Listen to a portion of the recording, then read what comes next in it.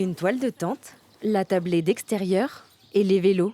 Il n'en faut pas plus pour cette petite famille arrivée en camping-car. Ces Girondins ont prévu de visiter le Futuroscope et pour ce long week-end, ils ont opté pour le camping. Plutôt que de dormir sur le parking qui n'est pas forcément super agréable, on préfère avoir le lac, là, c'est plus sympa. Les enfants, ils aiment bien les campings, c'est toujours plus convivial, il y a toujours des activités à faire, ils sont un peu plus libres. Voilà.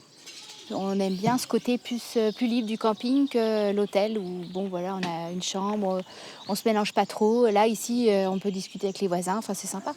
Comme eux, les vacanciers ont défilé toute la journée à la réception.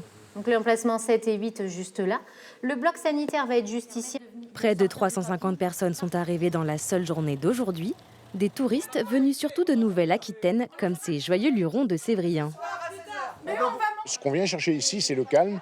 Pour éviter la cohue du week-end de l'Ascension sur la côte. Là, déjà, fin mars, on était allé sur l'île d'Oléron. Là, c'était infernal.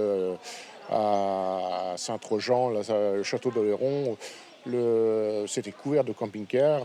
Ici, on est bien, tranquille. Pour ce premier gros week-end après les vacances de printemps, toutes les locations meublées sont réservées, tout comme un tiers des emplacements libres. Un bon début de saison estivale pour ce camping écolabellisé depuis 10 ans. Je pense qu'effectivement, ce retour aux sources, ce retour à la nature attire beaucoup les gens, encore plus aujourd'hui après ces deux années Covid. Donc je pense qu'on marque des points avec ce côté plein air. Le plein air et les pieds dans l'eau. Au bord du lac de Saint-Cyr, après un jeudi plutôt maussade, le soleil devrait être au rendez-vous jusqu'à la fin de la semaine.